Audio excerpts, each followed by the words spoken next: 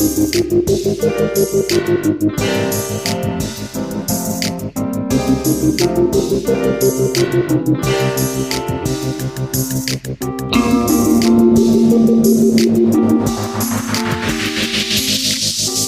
the Mukilteo Football Show. My name is Miles. The 49ers handle the Rams on Monday Night Football. They've taken 7 of the last 8. Would be an 8-game winning streak if they had won the NFC title game. I always enjoy Rams 49ers fans as an NFL fan because there's so much elite talent on the field. Even without Trent Williams, there's Nick Bosa, there's Deebo Samuel, there's George Kittle, there's Fred Warner, Aaron Donald, Jalen Ramsey, Cooper Kupp, Bobby Wagner. There's just so many good players on the field. As a Seahawks fan, though, I'm just like, these teams annoy me. They annoy me. The 49ers suck. The Rams suck. I was texting with my dad and brother. We resolved to root for a bench-clearing brawl that leads to a double forfeit of shame. That's what we were rooting for. Didn't happen, though. But damn is Deebo not good? Damn, Deebo's good. His second quarter, that 57-yard touchdown, that was something special to watch. I mean, I know the tackling was bad, but I roll my eyes at Jimmy Garoppolo, who's going to get credit for a 57-yard touchdown, who basically threw a pick six. The only reason it wasn't a pick six is because it was inaccurate, and he airmailed it over even Deebo's head. So Deebo jumps up for the catch, breaks or runs away from like 5 different Rams defenders.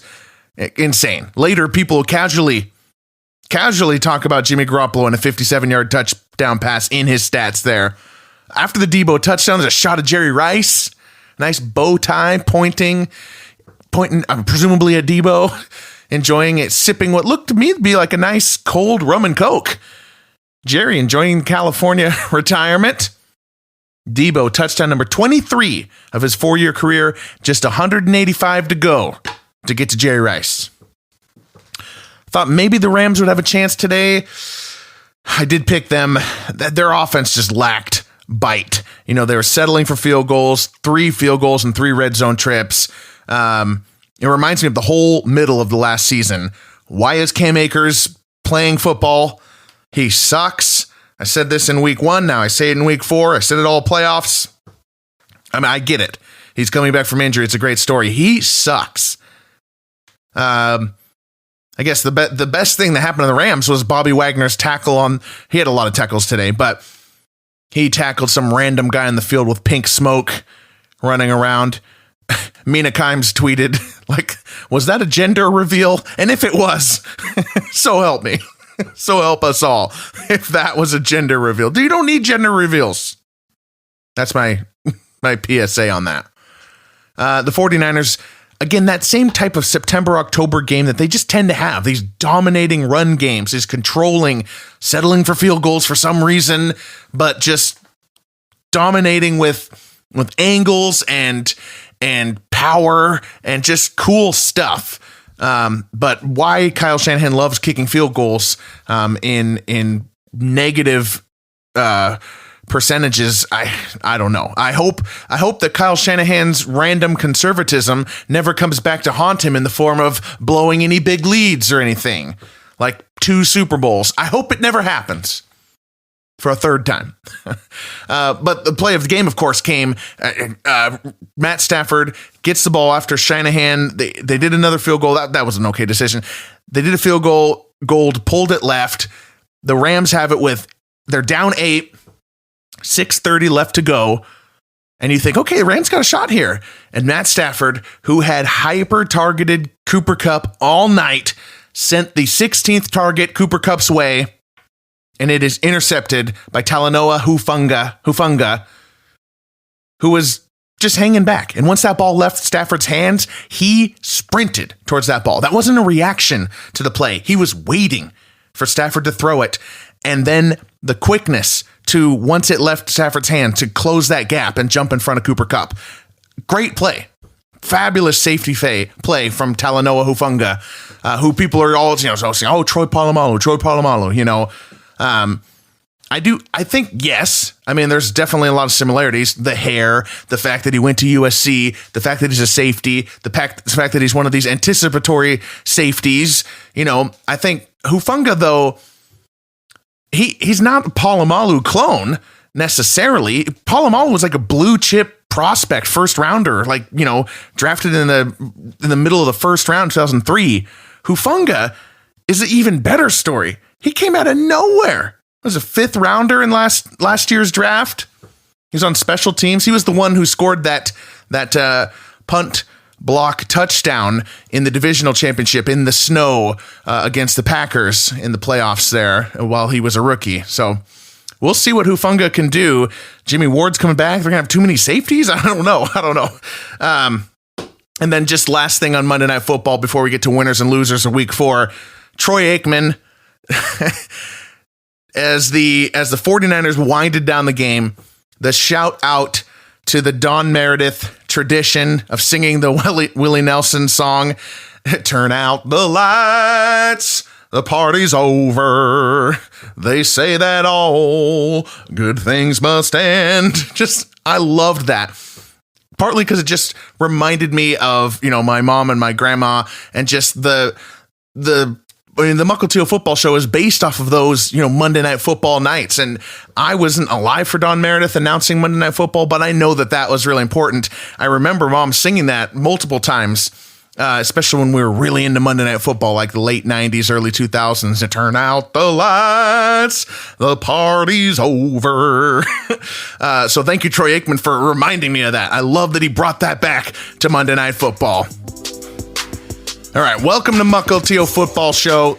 Show us football everything. NFL history, legacy, the ups and downs of a season. Follow us on Twitter at MUK_football on Twitter at MUK_football. Subscribe, share, review on Apple, Spotify, Anchor, wherever you get your podcasts. We have shows Monday after Monday Night Football, Thursday after Thursday Night Football, and Sunday after Sunday Night Football. And Week 4 is in the books. Let's talk some winners and losers. Reminder to check out the Sunday show yesterday where I reviewed Sunday Night Football, gave out some Sunday Best Awards, and created a team, a quarterback, running back, receiver, defense, play of the day, meme of the day. But now we're going to just dive into a couple of winners, couple of losers. I want to give a bonus winner, keeping on the music theme, the NBC ads for Pat Mahomes versus Brady, singing Neil Young's "Old Man, Take a Look at My Life, I'm a Lot Like You." I loved that. It was so good. Even if this game ended up being more like Todd Bowles and Tom Brady singing "Helpless, Helpless, Helpless." I'm singing along a lot on this show, but that's okay. Let's get to the winners.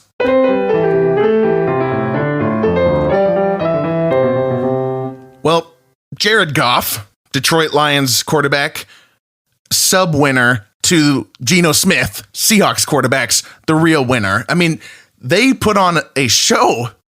The 16th, tied for 16th highest scoring game in NFL history was between Detroit Lion Jared Goff and Seahawk Geno Smith. Amazing. And Jared Goff has been a part of, this is why Goff is the sub winner, but Goff has been part of three of the top 16 highest scoring football games of all time. He was part of the Kansas City Rams Monday Night Football in 2018.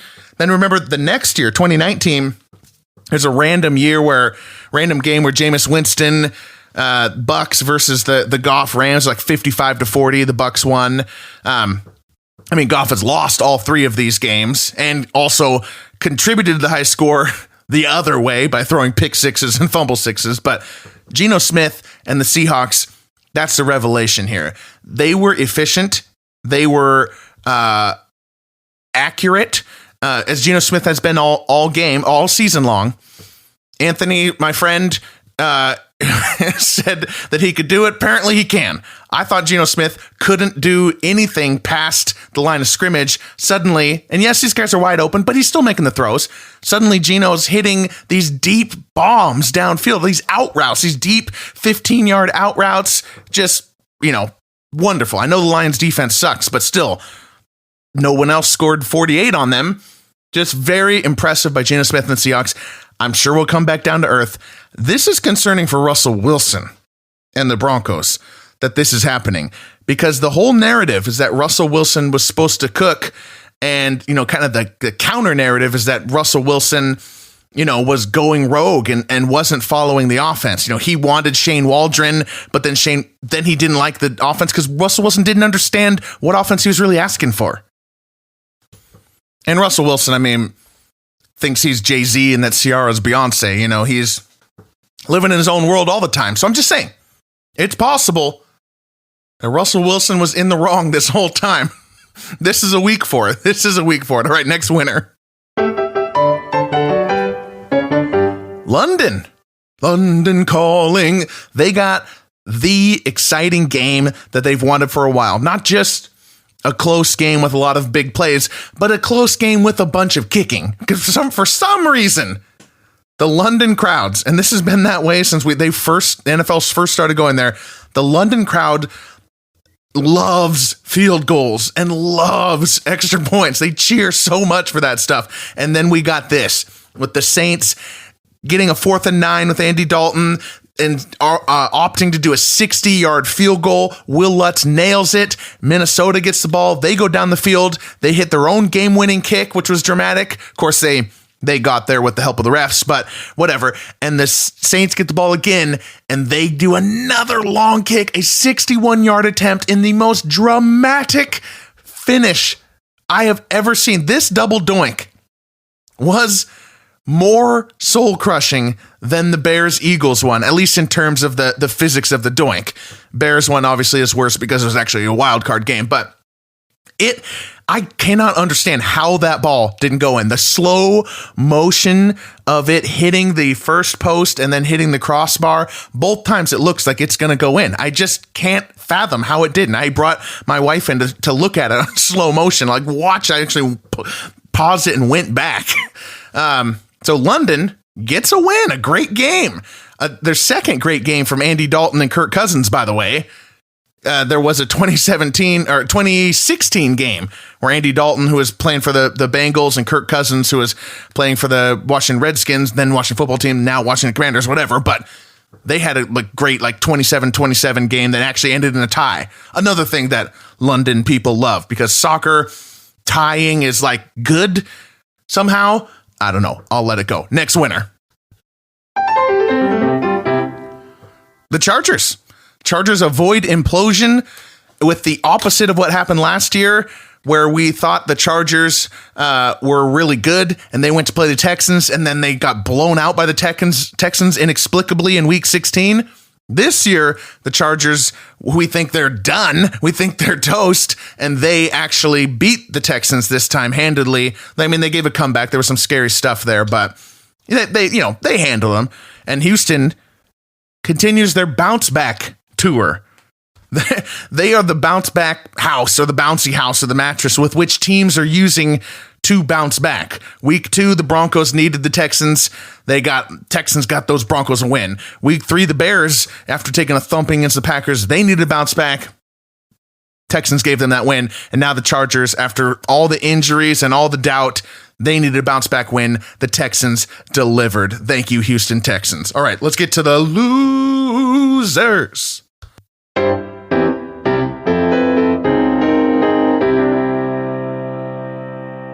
Well, you know what's coming. There's got to be some level of talk about the John Harbaugh Ravens decision, and I'll throw in just the old CBS halftime crew who literally spent a whole halftime not showing highlights, but just getting a chance to talk down to analytics. So John Harbaugh tied 20-20 at the 2-yard line with a little bit of time left to go in the fourth quarter. There's a couple minutes left. He elected to go for it on 4th down instead of a field goal. So he would have gone up 23-20. And the CBS, old fogies, of course, are just railing on this. They used it to talk down because they accept that it's pure destiny that the ball was going to be intercepted, that the ball was going to be a touchback, that the Bills were going to drive the length of the field. That's just pure destiny. And then they pivot to a new hypothetical game where the Ravens take the field goal And that same defense holds the Bills just fine because you're trusting them. It's just so wrong. But I don't have an issue with putting the game into Lamar Jackson's hands. I think it was a shitty position to begin with. Baltimore couldn't score. They got like they were at 20 points since like the beginning of the second quarter. John Harbaugh's also a loser here because his analytical explanation doesn't hold water to me.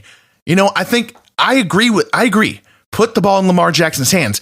But John Harbaugh, don't try and pretend like the numbers like purely say that.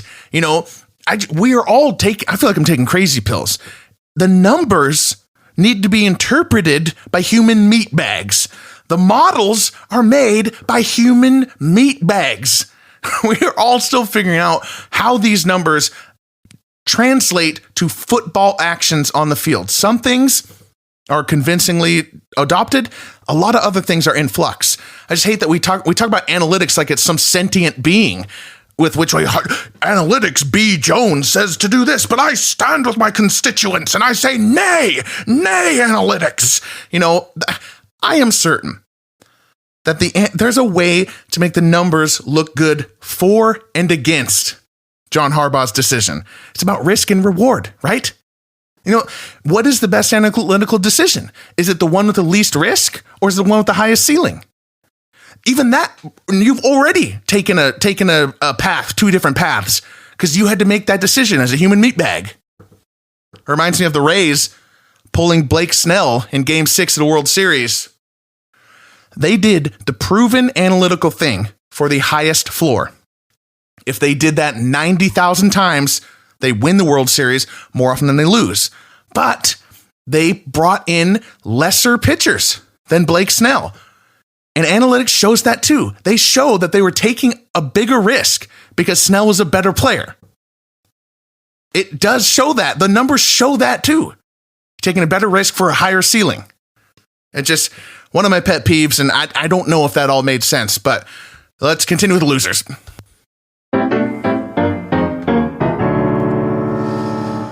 Well, the Steelers. The Steelers are in a quarterback situation here. First, and most people are saying like, oh, why did they insist on Mitch Trubisky? They had this 10-day rest period from Thursday Night Football in week 3 to Sunday night in week 4. And they were like, Mike Tomlin's like, how dare you even ask about it? Mitch Trubisky's our guy. Then he saw one more half and was like, it's Pickett time. So that's why we asked about it, Tomlin.